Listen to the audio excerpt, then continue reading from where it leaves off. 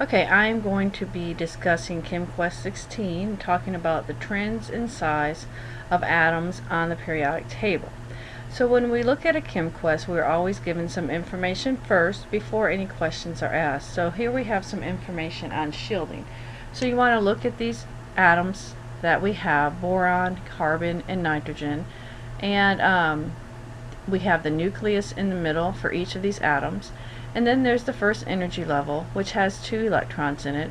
You can see all of them have 2 electrons in their first energy level.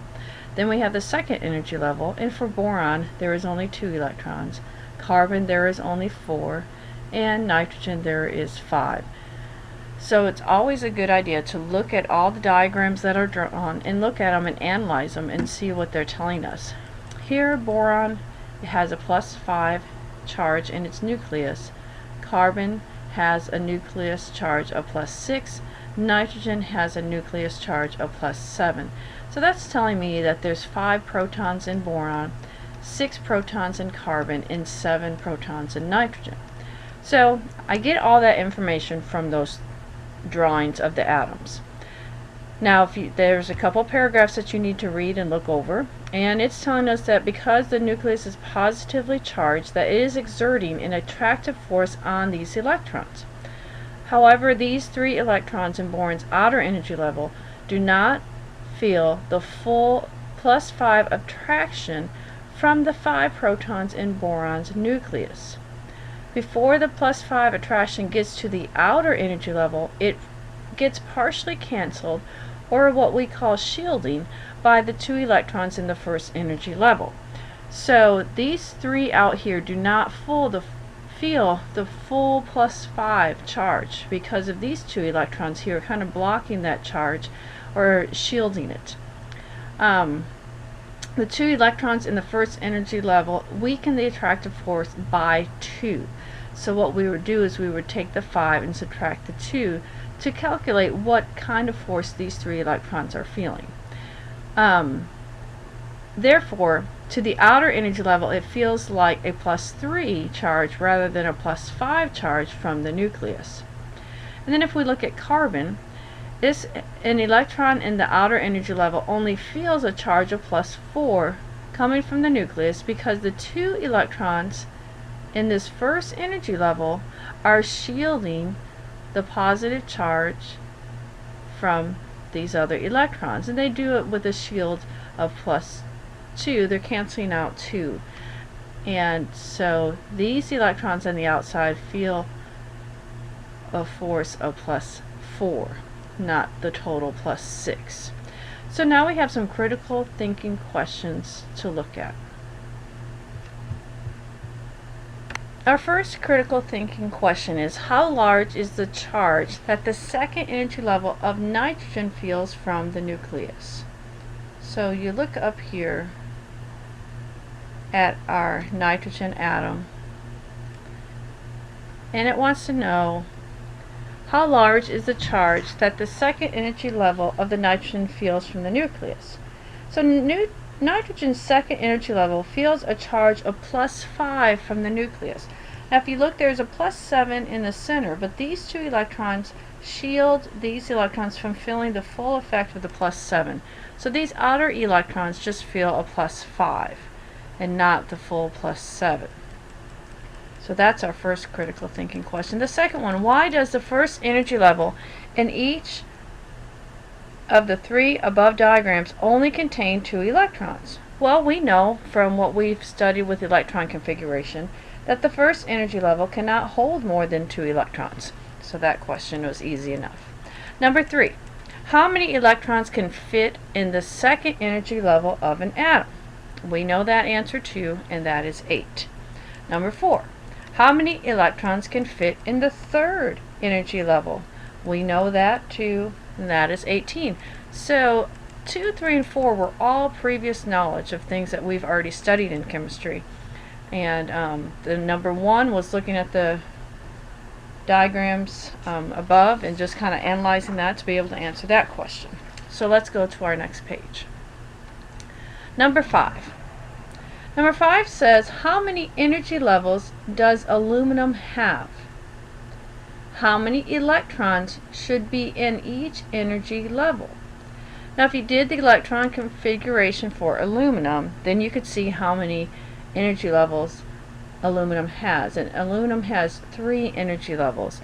And I highly recommend that you always have a periodic table out so you can look where aluminum is and see why it has 3 different energy levels.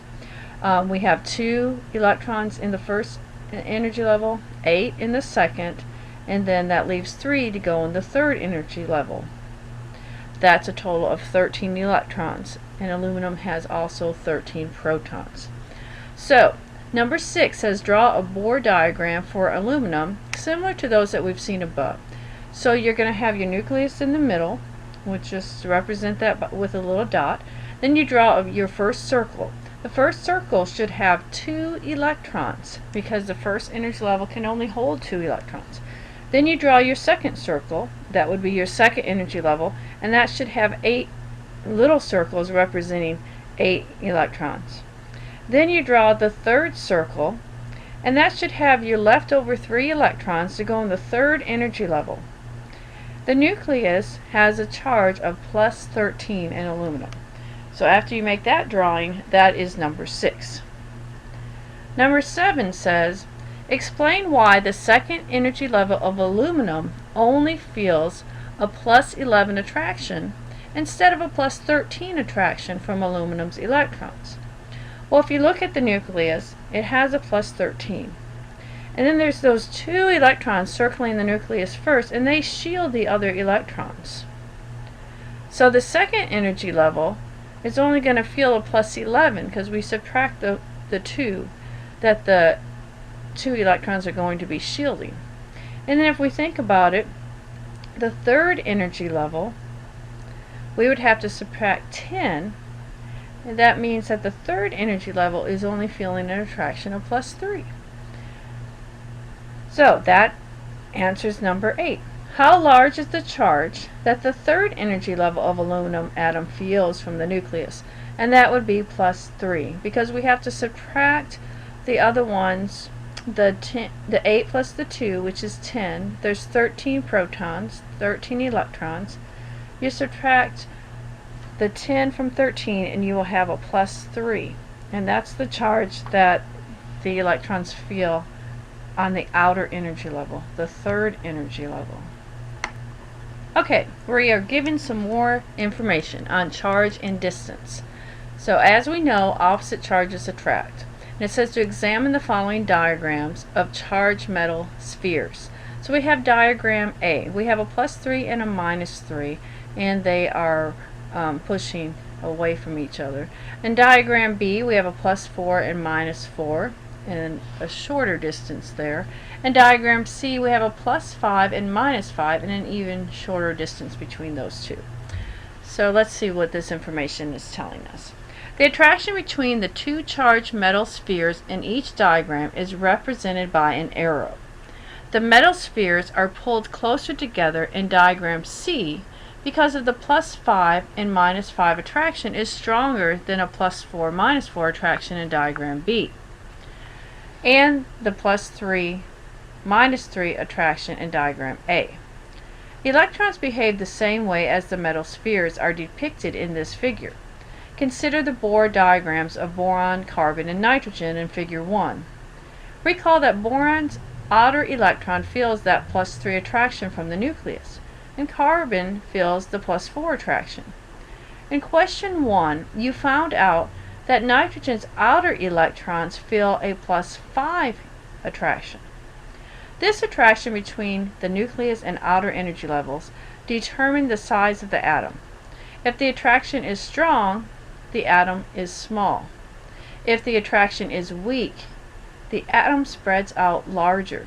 So let's read that sentence again, because that is a really important sentence. Or we'll read both of them again. This attraction between the nucleus and the outer energy level determines the size of the atom. If the attraction is strong, the atom is small. But if the attraction is weak, the atom is going to spread out, or is larger. So, hopefully you have a periodic chart so you can look at this. Which atom is larger, nitrogen or carbon? And why is that one larger? So when you look at nitrogen and carbon, you would say that carbon is the larger atom. And why is because nitrogen's nucleus pull of the outer electrons harder than carbon's nucleus does. Nitrogen has a +5, so there's that extra pull in, and carbon has a +4 attraction. So therefore, nitrogen's electrons are pulled closer to the nucleus, making nitrogen just a little bit smaller because it has a +5 pull on its electrons, whereas carbon only has a +4. So let's go to the next page, number 10. In a silicon atom, and hopefully you have your chart so you can see where silicon is, the force of attraction from the nucleus to the outer energy level is a +4. Using a Bohr diagram of a silicon atom as an illustration, explain in detail why this is true. So the first thing we need to do is to draw a Bohr diagram. So you make your solid dot in the middle, and that's going to represent the nucleus. You draw a circle around that solid dot, and you're going to put your first 2 electrons in there. The first energy level can only hold 2 electrons. So we draw another circle. That circle can hold up to 8, and we go ahead and fill it up to 8 because silicon has 14 electrons. And then we draw the third energy level, and that one we put in 4 electrons to give us a total of 14.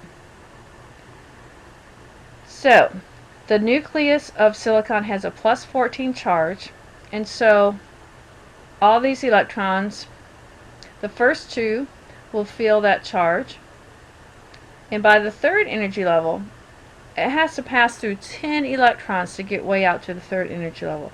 So those 10 electrons are going to shield those 4, and it decreases the 14 charge by 10, leaving only a +4 charge for those outside electrons to fill.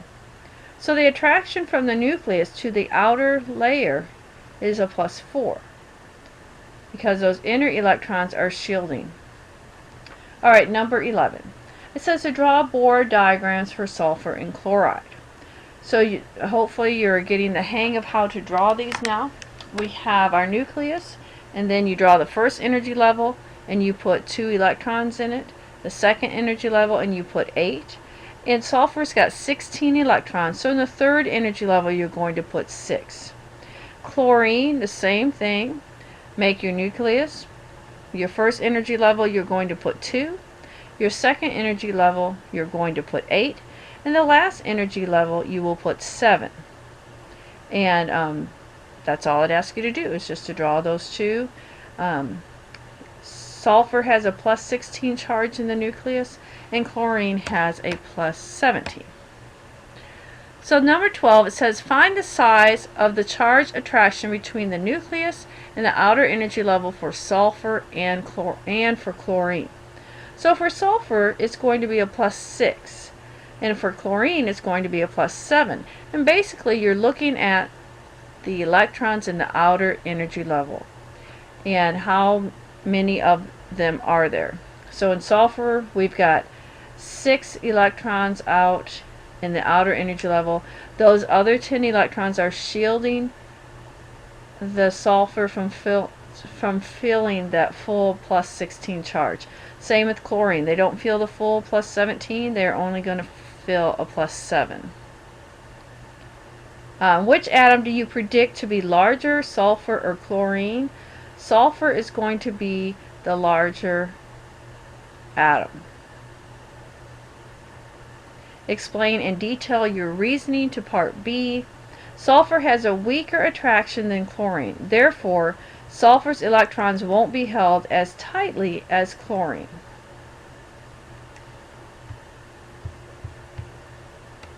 Because chlorine has more protons, it's going to be pulling those electrons just a little bit closer in.